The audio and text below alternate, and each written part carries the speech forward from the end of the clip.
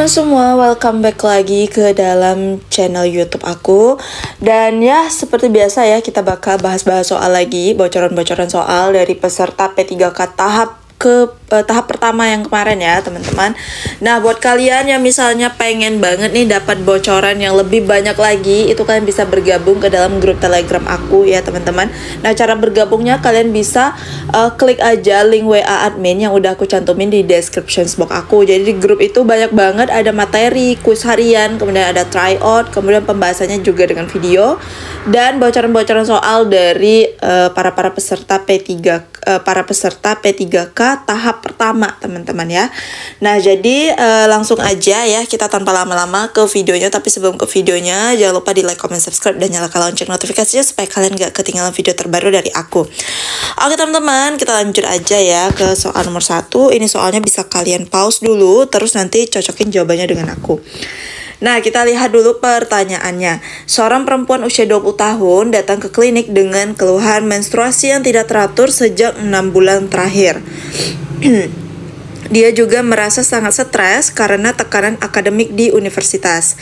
Sebagai petugas kesehatan, apa tindakan awal yang paling tepat? Oke teman-teman, jadi di sini ya untuk menjawab soal itu ada triknya teman-teman ya, yaitu kita cari kata kuncinya. Kata kunci dari masalah soal ini apa? Yaitu haidnya itu tidak teratur ya sejak 6 bulan terakhir. Penyebab haidnya tidak teratur ternyata karena stres teman-teman ya. Karena stres ini bisa menyebabkan menstruasi jadi tidak teratur ya, atau haid tidak teratur. Nah, stresnya karena apa? Karena tekanan akademik di universitas sehingga membuat haidnya tidak lancar. Nah, sebagai nakes, kira-kira tindakan awal. Nah, yang ditanyakan adalah tindakan awal ya. Yang paling tepat itu apa? Kita lihat ya, kalau yang A memberikan obat hormonal untuk mengatur siklus menstruasi. Kemudian yang B menyarankan untuk mengurangi stres dengan konseling dan pola hidup sehat. C merujuk ke dokter spesialis kandungan ya untuk memeriksakan lebih lanjut. Dan yang D memberikan suplemen zat besi untuk mencegah anemia. Dan yang E melakukan pemeriksaan USG langsung untuk mendeteksi masalah reproduksi teman-teman. Nah, jadi udah tahu ya, masalahnya itu adalah stres karena di universitas ya, sehingga membuat haid tidak lancar. Dan tindakan awalnya itu adalah kita melakukan konseling ya terkait pola hidup sehat dan kelola stres ya. Kan ada di PHBS tuh ya, poin keberapa ya, pokoknya dia ada kelola stres teman-teman ya. Salah satunya adalah untuk menjaga pola hidup tetap sehat dan sehingga haidnya jadi lancar teman-teman. Jadi untuk soal nomor 1 jawabannya adalah yang B. Next, kita lanjut ke soal nomor 2. Kita lanjut ke soal nomor 2. Silahkan di pause lagi soalnya dan juga kalian cocokin jawabannya nanti dengan aku ya. Seorang ibu hamil usia 34 tahun G3P1A1 datang untuk ANC pada trimester kedua. Dia memiliki riwayat keguguran sebelumnya ya dan sedang khawatir dengan kehamilannya saat ini. Apa langkah konseling yang paling tepat? Nah, yang ditanyakan adalah konseling yang paling tepat itu kira-kira apa ya. Kemudian masalahnya adalah dia ada riwayat keguguran dan sekarang sedang khawatir atau cemas dengan kehamilannya saat ini. Takut terjadi keguguran lagi. Nah, kira-kira konseling apa yang bisa kita lakukan? Ya, jadi itu kata kuncinya. Kata kuncinya adalah dia punya riwayat keguguran dan sekarang sedang cemas atau khawatir dengan kehamilannya saat ini, takut terjadi keguguran lagi. Itu kata kuncinya. Nah, langkah konseling yang tepat itu apa teman-teman sebagai bidan ataupun nakes? Kita lihat dulu. Yang A memberikan informasi bahwa usia di atas 30 tahun meningkatkan resiko komplikasi kehamilan. Nah, yang resiko kehamilan itu dia kalau lebih dari 35 tahun ya. Di sini pasiennya masih berusia 34 tahun. Jadi yang A itu bukan jawaban yang tepat. Nah, kemudian yang B menekankan pentingnya pemeriksaan USG berkala untuk memantau kondisi janin. Oke, kemudian yang C menguatkan psikologis ibu dengan pendekatan empati dan memberikan edukasi tentang kehamilan sehat. Kemudian yang D menyarankan istirahat total untuk mengurangi resiko keguguran. Kemudian yang E memberikan suplemen tambah darah tanpa diskusi lebih lanjut. Oke teman-teman ya, jadi masalahnya itu adalah cemas ya, masalahnya cemas. Nah, maka konseling cemas itu adalah kita menguatkan psikologis ibu supaya dia tidak khawatir lagi ya, dengan pendekatan empati dan juga memberikan edukasi tentang kehamilan kehamilan sehat supaya tidak terjadi resiko keguguran tadi teman-teman ya, seperti itu.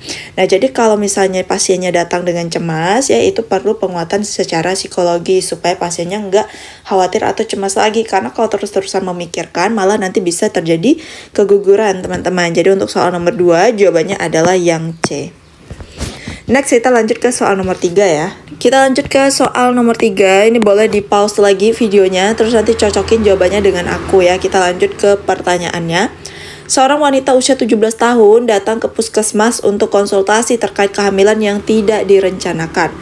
Dia tampak bingung dan takut serta belum memberitahu keluarganya apa langkah terbaik yang harus dilakukan petugas kesehatan. Oke teman-teman, nah jadi di sini usia 17 tahun datang dengan unwanted pregnancy ya. Jadi unwanted pregnancy ini ya teman-teman ya, unwanted pregnancy itu ada waktu di ujian P3K tahap pertama ya, sekitar 1 soal lah mereka dapat. Nah mungkin soalnya kurang lebih seperti ini ya, ditanyakan adalah langkah terbaik kita nih sebagai bidan ataupun nakes ya. Jadi dia datang dengan bingung dan takut ya, dan orang tuanya belum tahu. Usia masih 17 tahun dengan diagnosa unwanted pregnancy ya. Sekarang dia tampak bingung dan juga takut dan orang tuanya belum tahu. Itu adalah kata kuncinya teman-teman ya. Nah kira-kira langkah terbaik yang bisa kita lakukan terhadap pasien dengan unwanted pregnancy ini apa? Pastinya butuh yang namanya dukungan ya teman-teman ya, dukungan supaya dia ya mau gimana lagi ya, mau nggak mau ya tetap harus diterima kehamilannya ini ya teman-teman ya, karena emang udah terjadi dan tidak bisa lagi diberikan kontrasepsi darurat karena emang pasiennya udah hamil. Beda kalau misalnya korban-korban pemerkosaan seperti itu ya. Nah kalau yang A merujuk pasien ke konselor remaja untuk penanganan lebih lanjut, yang A ini kurang tepat ya, karena ini masih bisa kita tangani teman-teman. Kemudian yang B memberikan edukasi tentang resiko kehamilan pada usia muda ya, tanpa membahas dukungan emosional.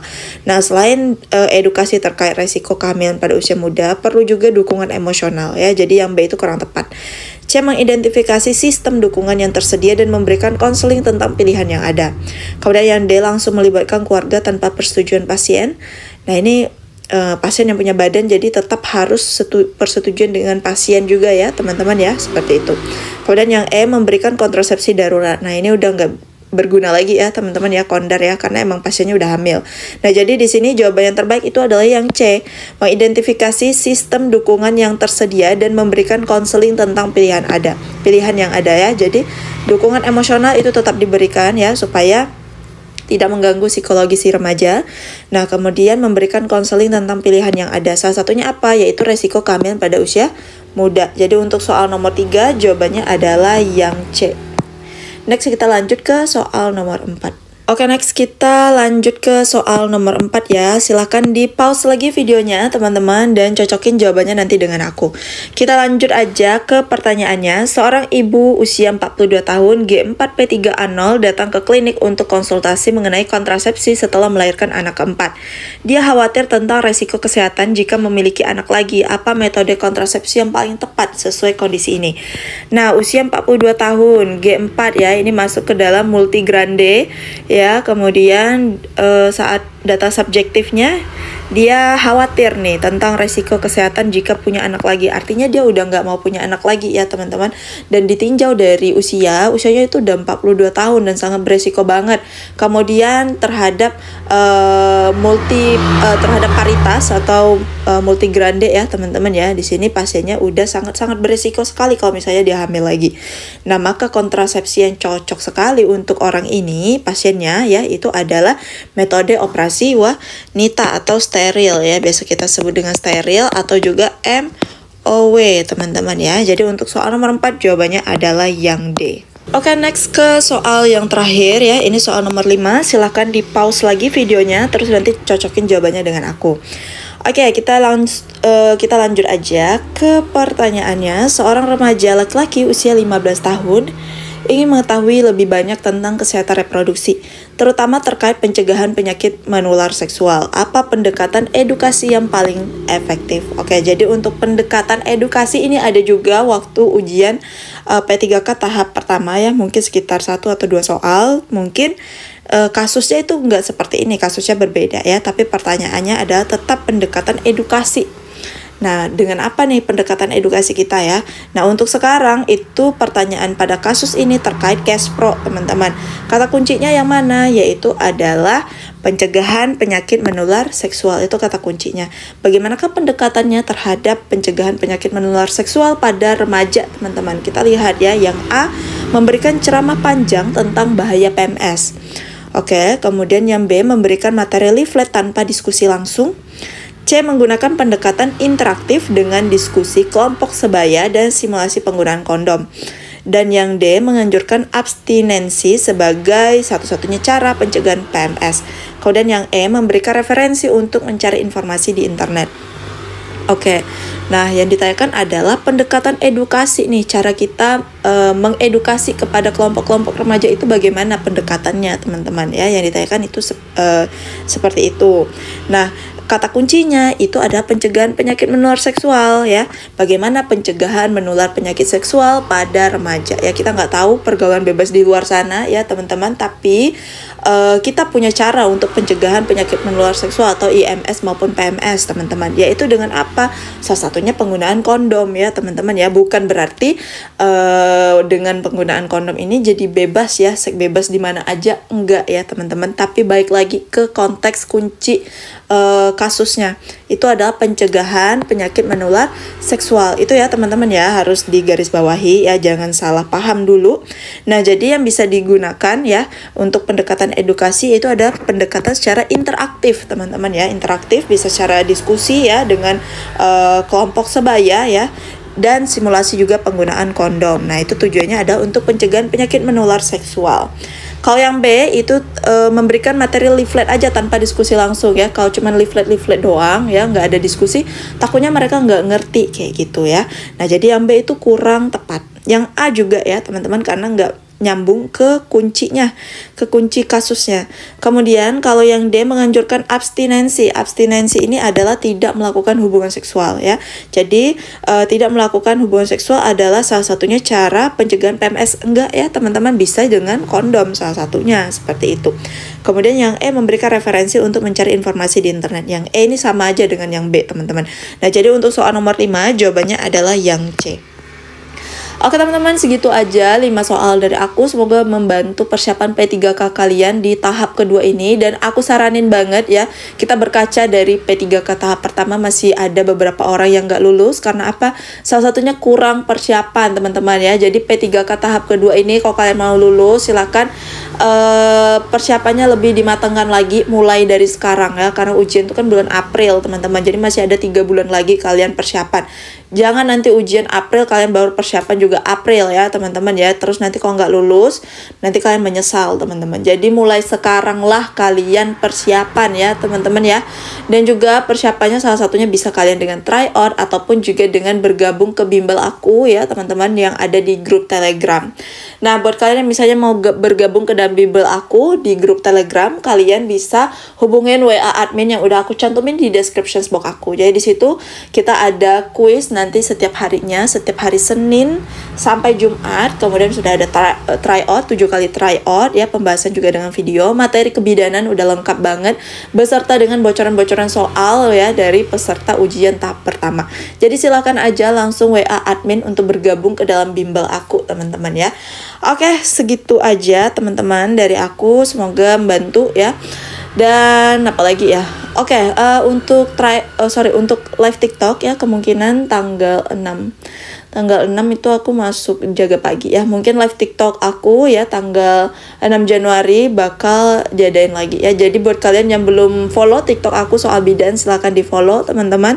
Dan juga untuk pembelajaran di grup ya, dimulainya juga tanggal 6 Januari. Jadi silahkan bergabung ya untuk persiapan kalian dari awal. Jangan sampai menyesal ya karena persiapan yang kurang matang. Oke teman-teman, segitu aja dari aku. Terlebih kurang mohon maaf. Sampai jumpa di next video. Bye-bye.